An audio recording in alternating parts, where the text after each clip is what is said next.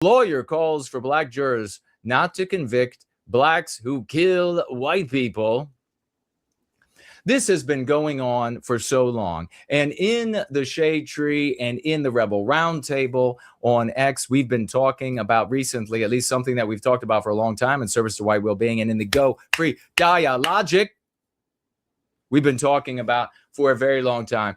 And of course, that is that things have always been horrible. They've always been horribly anti-white. And most people, they think that it's become anti-white when they begin paying attention. They think things got bad when they begin paying. That's how you hear this asinine stuff like, well, in 98, well, in 2005, in 2010. I mean, it's so asinine. And then in 2010, they began discriminating against white men in a. I'm here to tell you, no, it's been for a very long time. And somewhere else that we see anti-whiteism afoot is in the courtrooms, in the jury pools.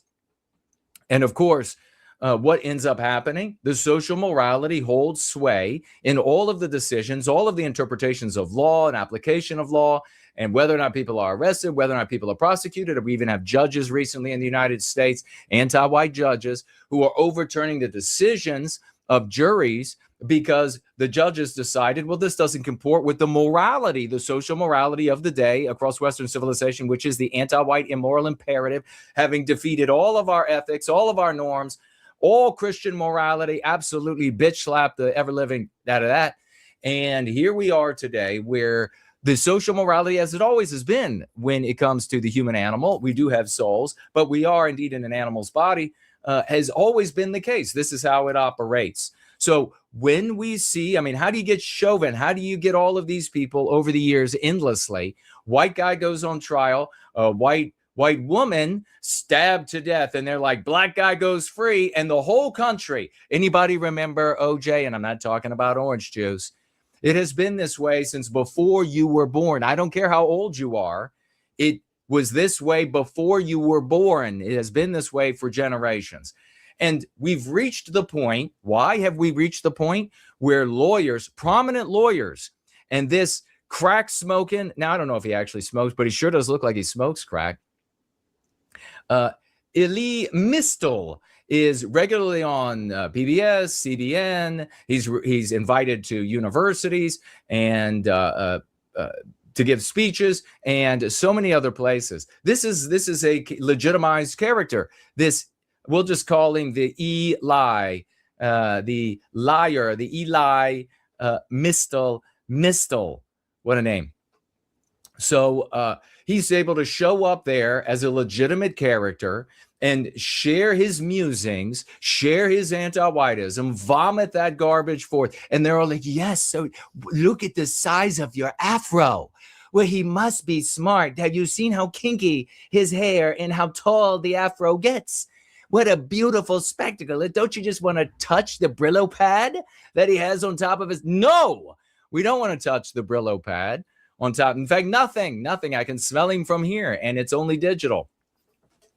So here this anti-white cur, because of why? How have we gotten to the point where legitimized figures are able to speak out? And by the way, this too in place for generations, able to speak out and just call right for juries to undermine the system of justice to the detriment of white people, even in cases of murder. Well, we've gotten here because everything else that has been in place for defending ourselves against the victimization of anti-whiteism has failed. It's failed. Let me get in here. I can do some of this as Mr. stuff. It's failed. It's failed. Everything has failed. Why are you still using the same crap? Why are you turning back to Christianity and turning back to villain role-playing and turning back to ethno-nationalism when it's all failed? You must be a vegetable. They must call you cauliflower where you're from because none of this has worked, and that's how we've reached this point. Give it up for the great clean ones watching. In response to the mistrial of a South Carolina police officer accused of killing Walter Scott. Il Mistel, editor of Above the Law, is calling on black jurors to simply reverse the problem and refuse to convict black people who kill white people. You know, that kind of thing. Does he carry a law license? If he does, it should immediately be taken from him. He should not be allowed to practice law. All of his cases that he has participated in should be drawn into question. Seamus over here, Promethean greetings, reposted. God bless you, good brother. Big salutes to you. El Mistel. Mistel claimed that refusing to convict black people would, quote, put the shoe on the other foot for a change. Now, I'm sorry.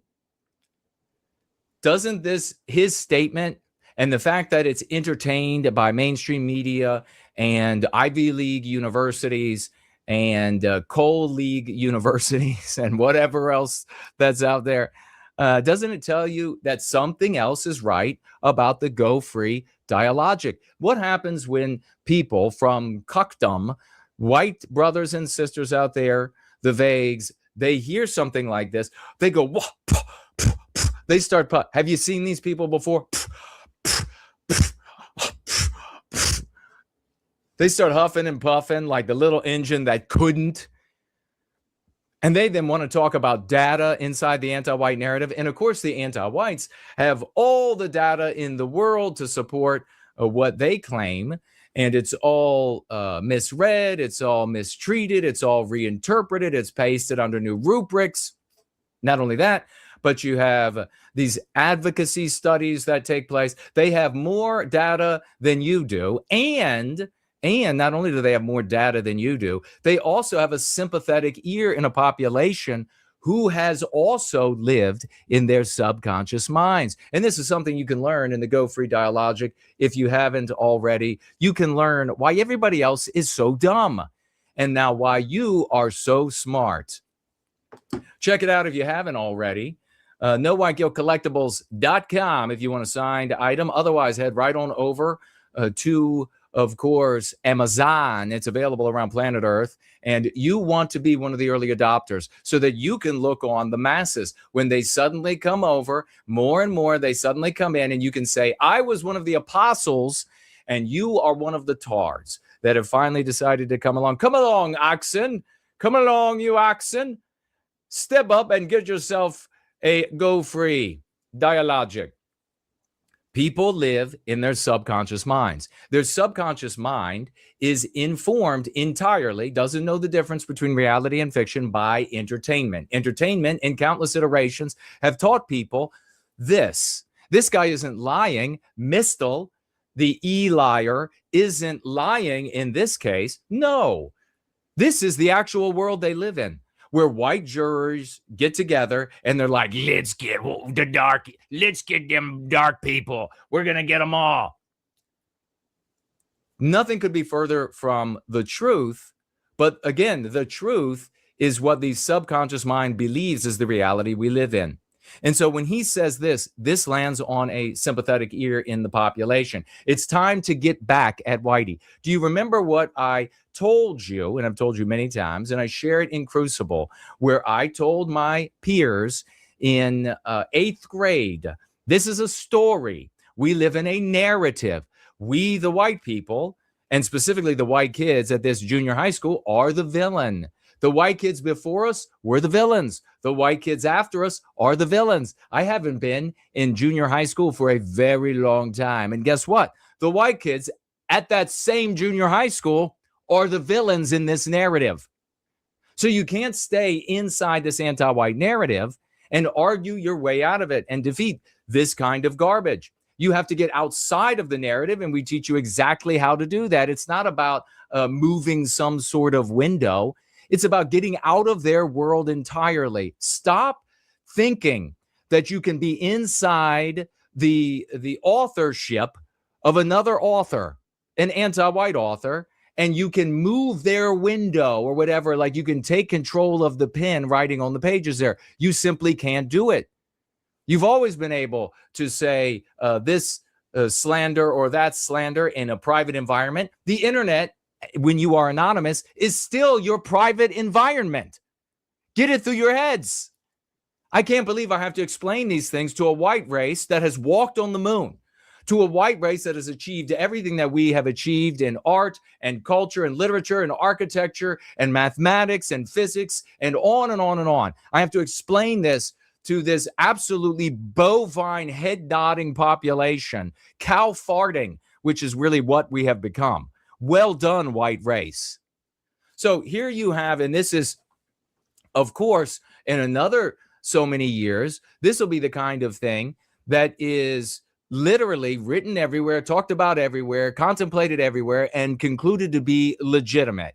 The Black and other non-white populations of the West, it's time for them to get back after generations of them doing this.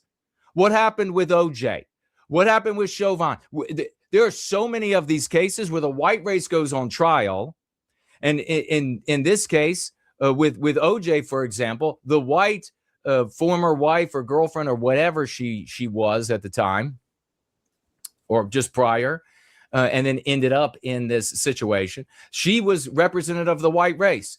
And so the anti-whites, not the blacks, the anti-whites let the anti-white world off the hook for butchering this woman because she was white. She represented the whole white race. And now do you wonder why Nicole was her name? Do you wonder why Nicole was treated that way? And then why we have white females being raped and gang raped regularly across Western civilization? Do you wonder why? There's a direct linkage. And you're welcome. I'm glad to be here for the white race. God has put years on my life. Yeah, I'm actually 21 years of age, if you can believe it. Mistel claimed that refusing to convict black people would put the shoe on the other foot for a change. Quote, maybe it's time for black people to use the same tool white people have been using to defy a system they do not consent to. I know you don't consent to our even this system today, as white erased as the injustice system is in the United States and across the West. They still don't consent. No shit. It doesn't comport with your biospirit, Mistel. You have to get rid of the entire justice system, and then you all build the justice system or the equivalent thereof for your people. That's the only time it's going to comport. That's the only time that you'll be able to consent. So Ty doesn't consent to jury nullification. He wrote in one op-ed published Wednesday, white jurors regularly refuse to convict or indict cops for murder. Have you ever been on a jury? I have. And the white people are anti-white. The white people will bend over backward to villainy signal that they are moral by the standards set by anti-whiteism.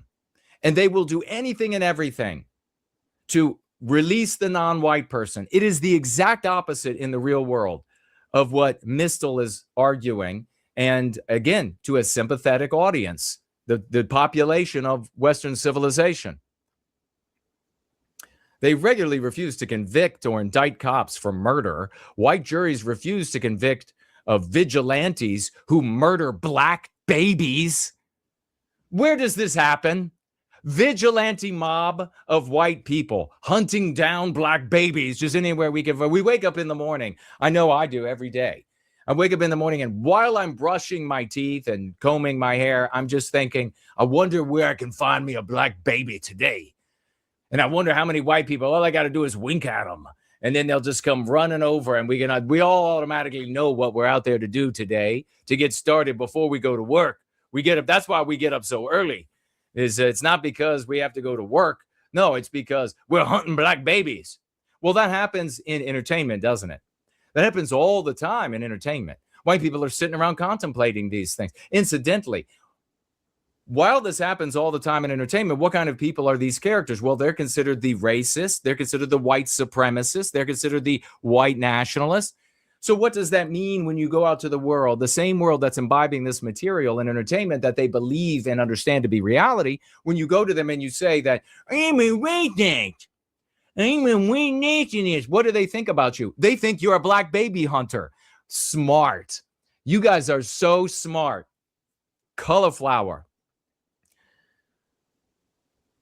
White juries refuse to convict other white people for property crimes. Really? Is that what happens? We just don't mind. I know I can't tell you how many times I've been pulled over in the midst of property crime. Like I've been like driving through another person's yard, running over all of their bushes in the hedge and running over the mailbox. And I'm just like, yeah, and there's their family dogs right there. And run over the dog in the yard. And the cop pulls up and he's like, what the hell are you doing? And then sees I'm white. And he's like, go ahead. Go ahead. Happens all the time. Maybe it's time minorities, something you can never be. There could be one white guy left. And of course, we've talked about here before, if Go Free doesn't achieve what it needs to achieve, then there'll be a last white guy on earth and he'll be known as the racist. Make no mistake, and blamed for everything. But the sad reality is that even when white people are eradicated from an area, even completely eradicated, even if we're completely eradicated, white erased from planet Earth, biologically white erased from planet Earth, our ghosts will be blamed for as long as these populations, these anti-white populations, anti-white, non-white populations can recall us.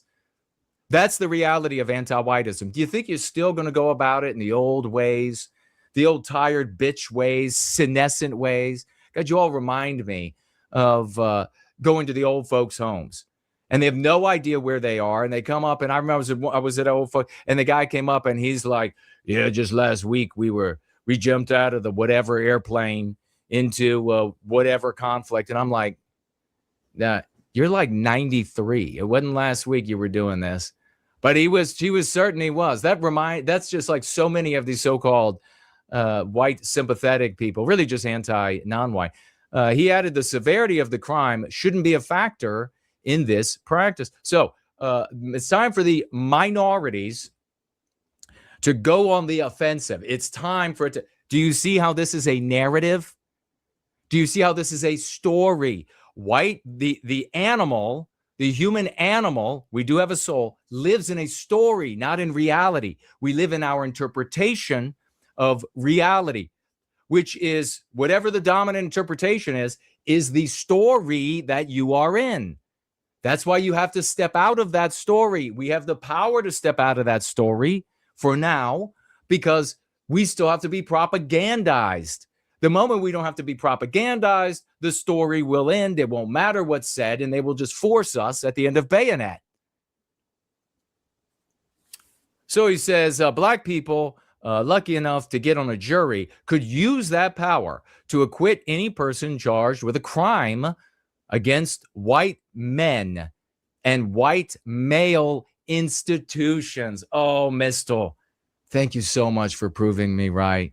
Not only white males, so not only the physicality, not only us personally, but everything we create, our biospiritual expression. Thank you, Mistel. Thank you so much for proving the hierarchy correct again one more time. So it's war with everything the white race. It's almost like the no white guilt guy's been right all along. Holy shit. He added that the severity of the crime shouldn't be a factor. Murder. He says assault, acquit. Burglary, acquit. Insider trading, acquit. Murder, acquit. What the hell do you think is happening to black people out there? So another aspect to understand here is, do you notice what motivates anti-white non-whites here? I wonder. I have, as I stroke the imaginary beard, I wonder what motivates, from the anti-white narrative, anti-white non-whites to be so righteously indignant, willing to break the law, willing to do whatever, willing to break any sort of code or norm. Oh, it's because they believe that they have been victimized. So it's not you flippin' tards out there, the schmucks out there, the anti-non-whites. It's not, they're not motivated to harm us by the negative things they say about us. They're motivated to harm us because of the excuses they give themselves. And I want you to notice this as well. Vegetable garden. I want you to notice this as well. That it only takes fiction for a human animal to imbibe it as and interpret it as and live it as reality and motivate them for revenge. That's all it takes. We actually have victimization, and white people can't get motivated. We have white people that say, never talk about the victimization. Never talk about it. This will motivate people to go to extremes. This is what motivates people to travel hundreds, even over 1,000 miles to go to a university, to slander and spit on and throw things at anybody they see who's heretical to anti-whiteism and going to be giving a minor little talk there to maybe a few dozen conservative college students. It is this.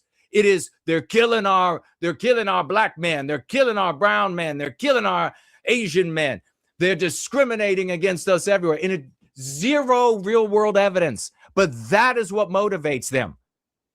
Not everything else that you might hear where they say, well, white race is inferior. The white race is inferior in this way and in that way. That's not what motivates them. That, my friends, we're going to talk about later when it comes to the schmucks, when it comes to the World War II LARPers, when it comes to the taboo grifters, is post hoc rationalizing, post hoc rationalization. We need to put that in our minds and use it in these conversations, use it within our own thoughts and our circles of influence, because it completely explains these fatuous and silly and tenuous arguments, clearly lying arguments that are made to defend positions and actions that these people have already taken. Then they come along post hoc after the fact to say, well, here's why. Well, you see, the blacks say awful things. Look at what the Jews say about us. They'll say, oh, is it the negative things that are said about us, or is, like, for when it comes to the Jews, for example, or a percentage of them, when it comes to blacks, a percentage of them, and the percentage we're talking about in these cases, or the percentage of these populations that are anti-white? Is it that whites are inferior that motivates them to acquit on murder of a white person, acquit on theft of a white person, acquit on rape of a... No, it's not these notions or claims that we are inferior. No, it is revenge. It is revenge born out of these fictions. No evidence even needed. Evidence for our victimization is all around us. Everywhere, your entire life, we are victimized. Every single place you go in the white race, every Western country, victimized. But the white race can't talk about it. The white race won't talk about it. The white race drags their feet when it comes to it. And they say when the schmucks come in, no, you can't talk about it. Really strikes me that these people are actually, in every case, anti-white operators feigning to be pro-white or white nationalists or whatever it is, the taboo grifters in general, who are actually anti-whites in substance and being and thought and action, and they are just counterfeiting, masquerading, because they come into our circles and they poison our thinking. They poison our strategies. They poison real leaders of the white race, people who are doing good and have a strategy to do great good for Western kind. They come in and they poison it. Whatever you do, don't do what works, they tell you.